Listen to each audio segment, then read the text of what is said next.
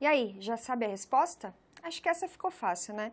O tipo de treinamento que vai, então, melhorar esse músculo esquelético vai ser, então, o treinamento aeróbico.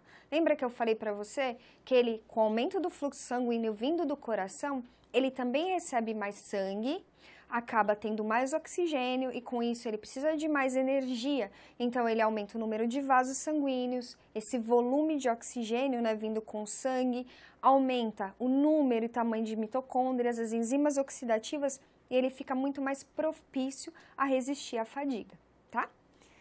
Pensando em tudo isso que a gente conversou, sobre o treinamento, sobre todas essas alterações do envelhecimento, um ponto que é bastante importante a gente considerar é a capacidade funcional desse idoso.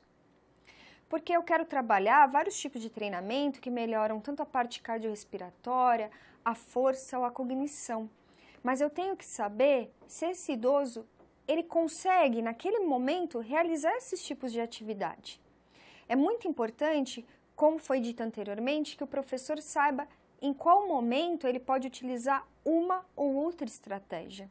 E esse ponto da capacidade funcional é fundamental para que se estabeleça esse melhor planejamento e essa estratégia adequada para que esse idoso melhore sua qualidade de vida. Então, a capacidade funcional é a capacidade de realizar tarefas da vida diária, de manter as atividades mentais e de se integrar socialmente. Aí você pode dizer, mas professora, é isso? Sim, a qualidade de vida está principalmente relacionada com dois conceitos, que são a independência e a autonomia. A independência é conseguir fazer sozinho as tarefas da vida diária. O que são tarefas da vida diária?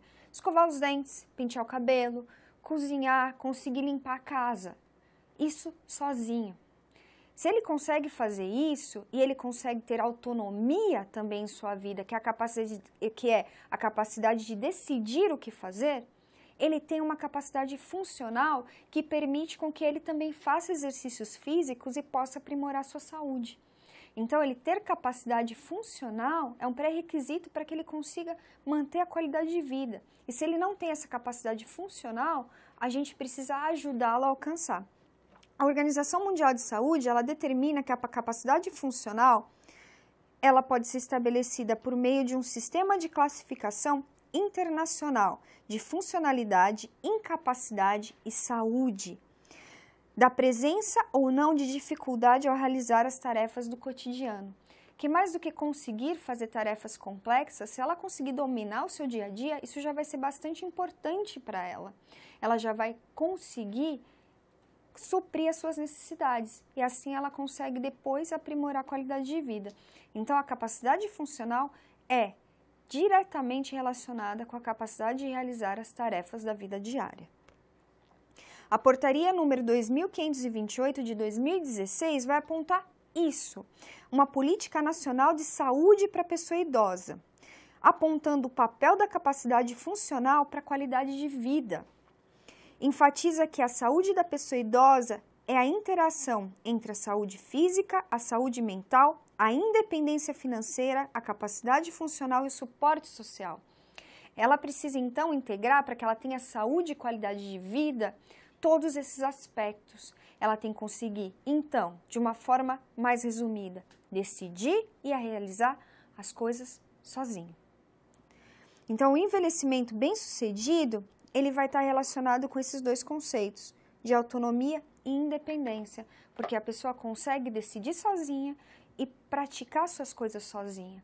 Parece às vezes um pouco estranho, porque para a gente talvez essas limitações não sejam tão claras assim, mas você, para poder sair de casa ou para pegar um objeto na sua estante, você precisar de alguém é uma coisa muito debilitante. Você não conseguir saber se você quer comer o arroz ou o feijão, também. Então, decidir e realizar essas tarefas sozinho é de extrema importância.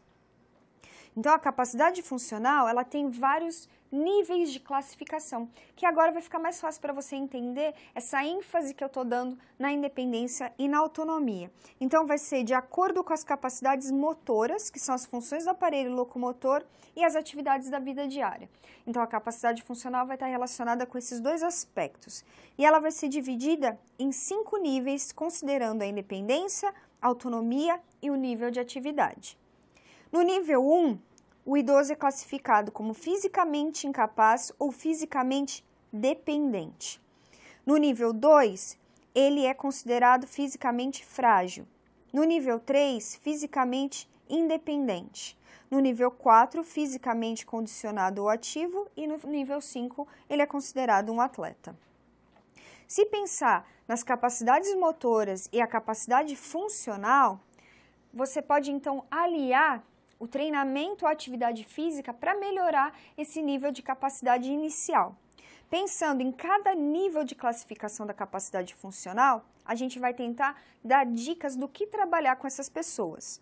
No nível 1, o idoso fisicamente incapaz ou dependente, você pode trabalhar com as atividades básicas da vida diária, melhorando a capacidade de realizar as tarefas de autocuidado, desenvolvendo a força de braços, pernas, tronco, quadril e mãos, a flexibilidade de ombros, quadril, joelhos, tornozelos e pés e a agilidade das mãos, que é bastante perdida. E isso fica bastante perceptível, porque a pessoa tem dificuldade de manipular objetos. Lembra dos proprioceptores? Que a gente tem os cutâneos, nos fusos musculares, nas articulações.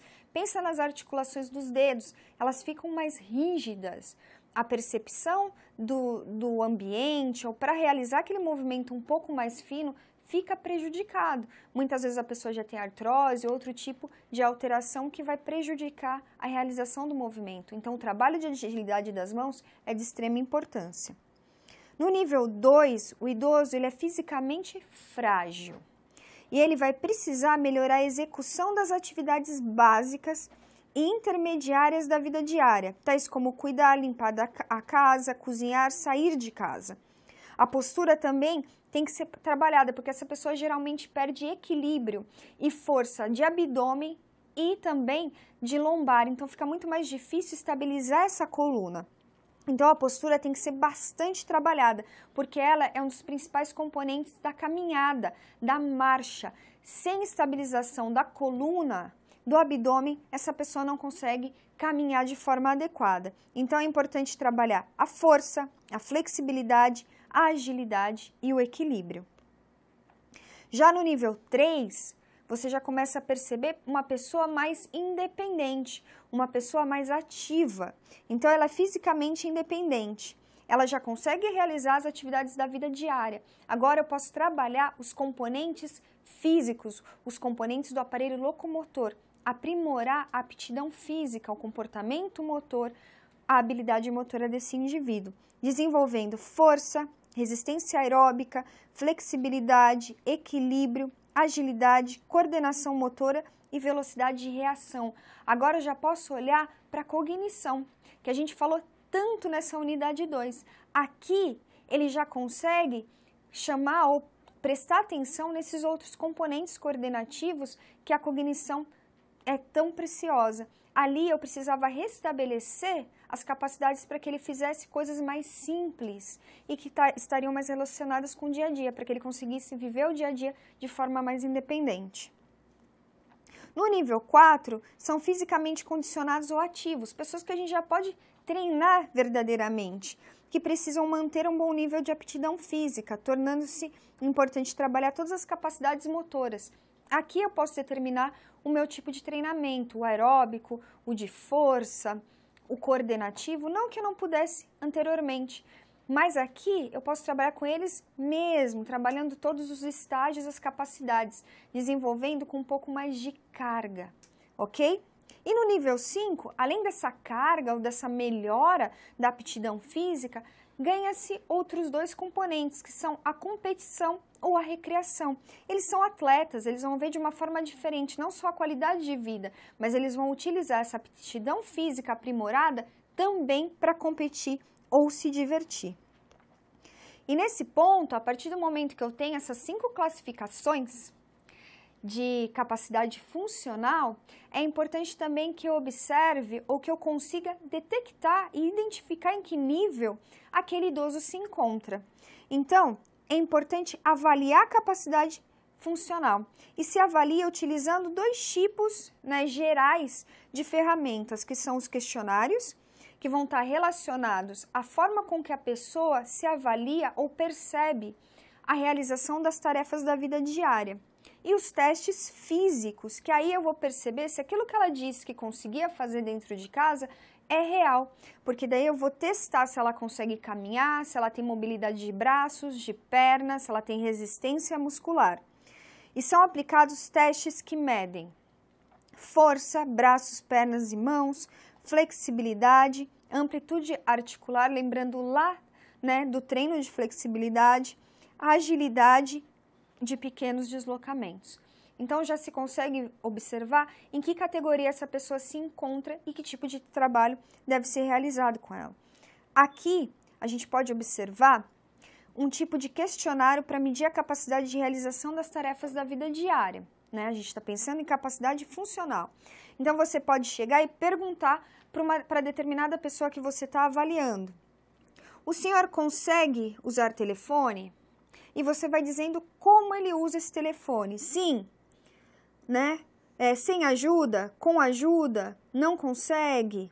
E assim, as perguntas vão retratando atividades simples que acontecem no cotidiano e se a pessoa precisa ou não de ajuda para fazer aquilo. Aqui já se consegue observar se ela é ou não dependente ou independente para realizar a determinada tarefa e o que você deve trabalhar.